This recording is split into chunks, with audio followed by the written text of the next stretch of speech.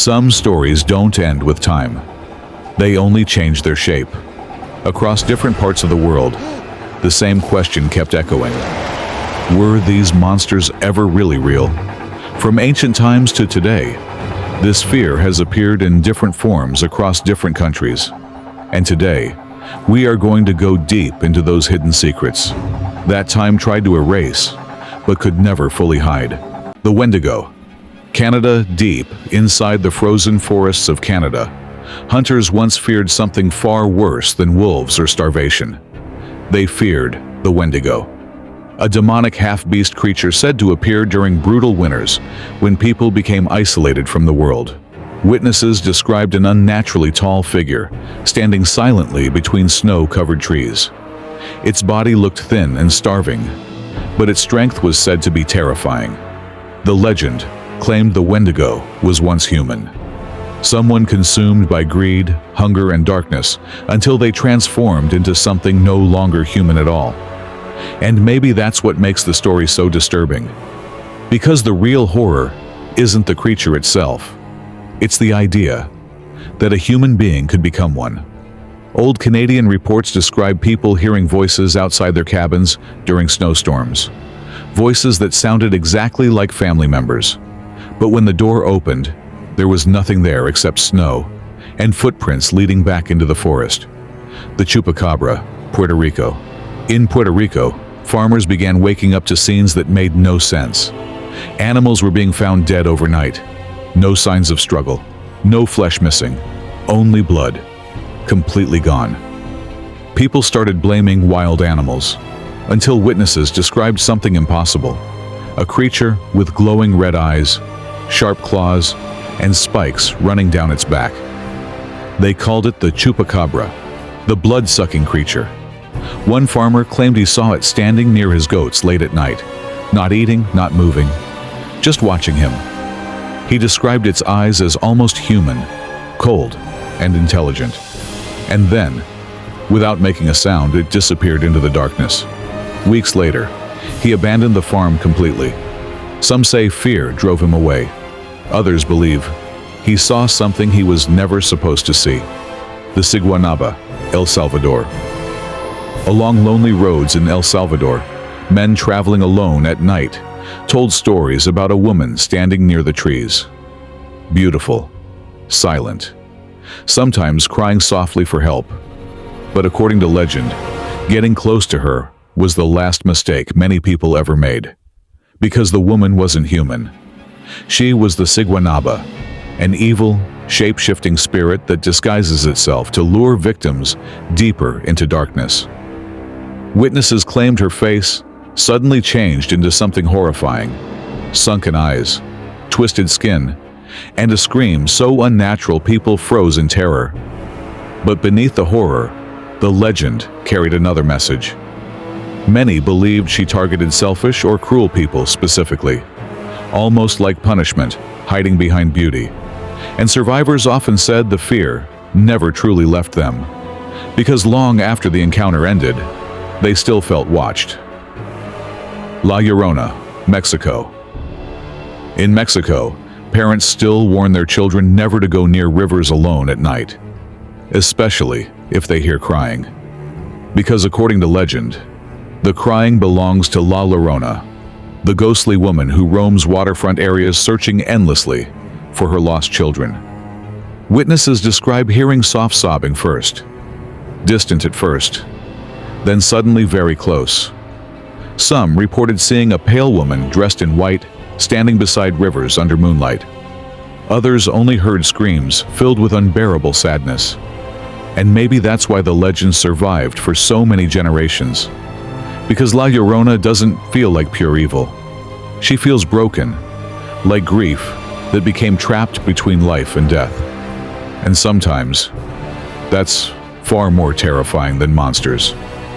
Carolle, France. Deep beneath the caves of France, ancient villagers feared something enormous living underground.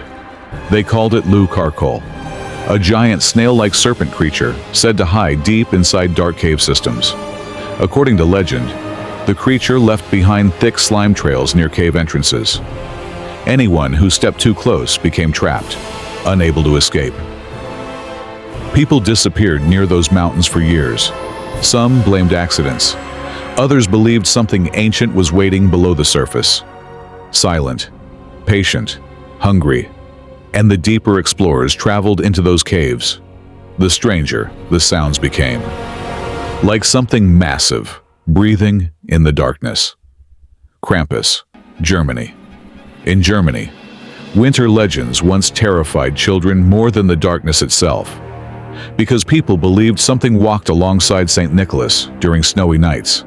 Something cruel, something watching. Its name was Krampus, a half-goat, half-demon monster covered in chains and shadows. Unlike ordinary monsters, Krampus didn't attack randomly. It punished. Old stories claimed children heard scratching sounds outside their homes during snowstorms, heavy footsteps moving slowly through the snow, and breathing right outside the window. But beneath the horror was another fear. The fear that somewhere, someone was always watching your actions, waiting, judging, keeping count. Cluda, Belgium. The dark marshlands of Belgium carried terrifying stories about Cluda, a dog-like monster said to stalk travelers walking alone at night.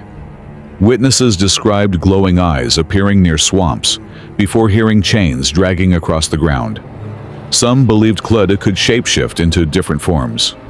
A black dog, a shadow, even something human. One traveler claimed he heard footsteps following him for miles through empty roads. Every time he stopped walking, the footsteps stopped too. When he finally looked behind him, nothing was there, except wet footprints, leading directly toward him. Lupinaro, Italy. Long before modern werewolf stories existed, villages in Italy feared the Lupinaro, a werewolf-like creature said to transform during the full moon. But unlike modern horror stories, this legend was deeply tragic, because many believed the creature didn't want to kill. It wanted freedom. Witnesses described hearing painful screams echoing through forests before attacks occurred. Not screams of anger, screams of suffering, like a human being trapped inside something monstrous. And maybe that's what makes the legend emotional, the fear of losing yourself completely, while still being alive enough to feel it happening. Trolls, Sweden. In the forests and mountains of Sweden, ancient people feared wandering too far after sunset, because according to legend, the wilderness belonged to the trolls. Massive humanoid creatures hidden deep among rocks, caves, and forests. Some stories describe them as violent. Others describe them as lonely creatures avoiding humans completely. And that's what makes the legends feel strangely sad, because trolls were often described as ancient beings, left behind by time itself, watching humanity grow, while they slowly faded into darkness and myth.